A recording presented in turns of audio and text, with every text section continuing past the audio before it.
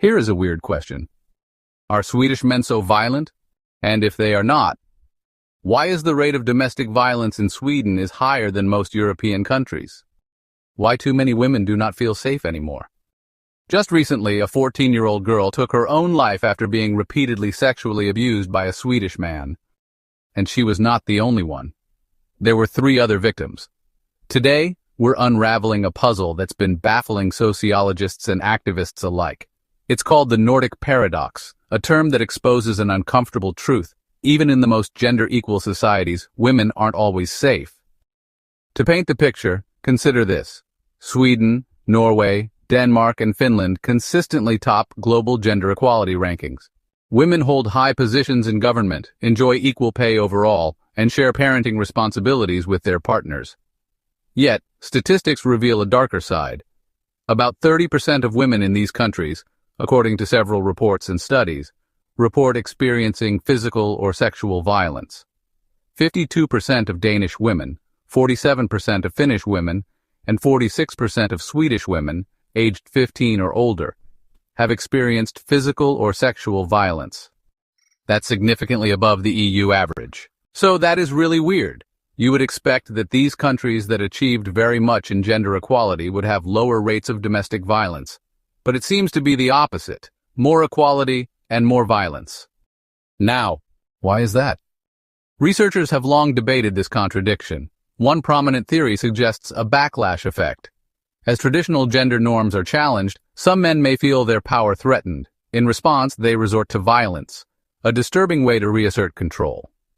For example, a recent study showed that women are more likely to be abused by a partner when becoming more financially independent.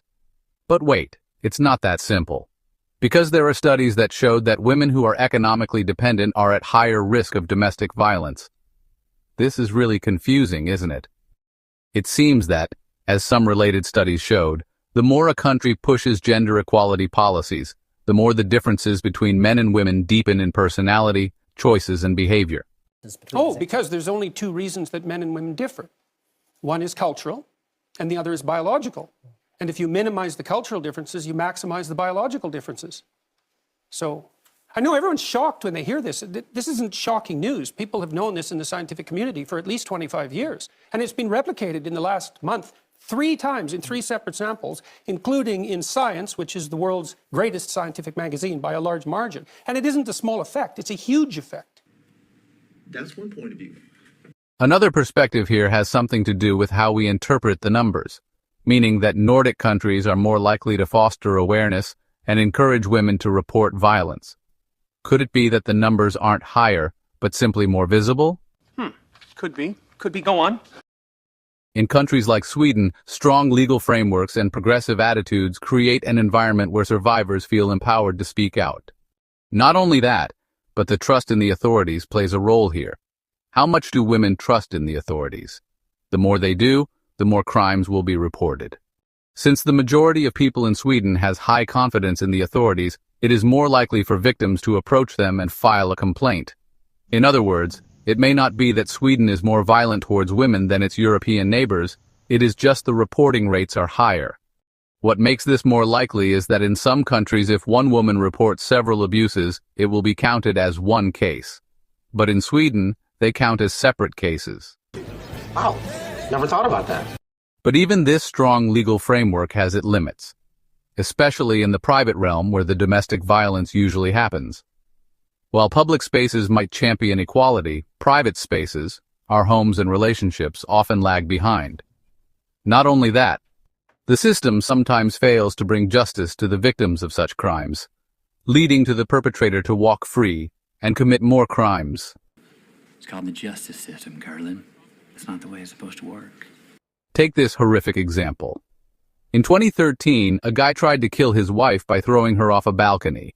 The victim lost most of her sight, part of her hearing, and she became paralyzed on one side of her body and has severe facial injuries.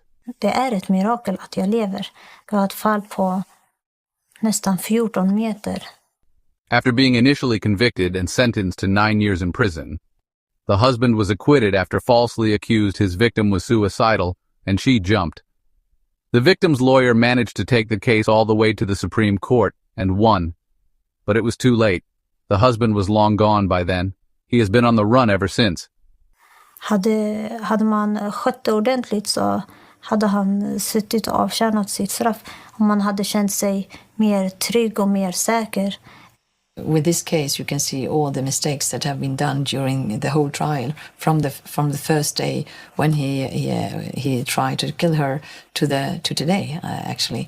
And now we can count all the mistakes, and there are a lot of them, I would say, done by everyone, by the prosecutor, by the police, by the social authorities, by everyone, I would say. Lever jag under skyddad identitet på skyddad ort, men fortfarande väldigt rädd. To look into the matter from another angle, we should not forget the role of alcohol. That is, alcohol consumption not only plays a role in increasing aggressiveness and impairing judgment, it can also be used as an excuse for bad behavior, such as in sexual violence. Societies in which the use and consumption of alcohol is higher may thus have higher levels of violence against women. Not only that, but sometimes quite ironically, the victims' reports of rape are being dismissed for the same exact reason: alcohol consumption. That is messed up. However, alcohol consumption in Nordic countries is the lowest among other European countries. So alcohol alone cannot really explain this paradox. Finally, some would like to focus on the background of the perpetrators. They claim that domestic violence is linked to Sweden's recent wave of immigration, meaning that those with non-Swedish background commit more domestic violence than Swedish people. While it might be true that some forms of domestic violence have cultural reasons, it is not enough to explain the whole issue. Because if that was true, the number of perpetrators with non-Swedish background should be higher than those of Swedish background. But that is not the case. On the contrary, some studies find foreign background to be more common among the victims than the perpetrators. Besides, other European countries receive similar, if not more, numbers of immigrants and still score lower rates of domestic violence. So, making the situation as an immigration issue does not help solve the problem on a societal level. As the former gender equality minister said, labeling violence towards women as an immigrant issue is really diminishing the problem, describing violence against women as deeply rooted throughout Swedish society. The Nordic Paradox is really a mystery. No one really knows what is the main reason behind it. But from this brief view, we can say one thing. It is very complicated and cannot be explained by one factor. Understanding its complexity is the first step towards finding a solution to it. It's not just about laws or statistics. It's about creating a world where equality extends from boardrooms to bedrooms, and where safety isn't a privilege, but a right. Thanks for watching. If you found this episode insightful, hit subscribe and share your thoughts with us. Until next time, stay curious and stay informed.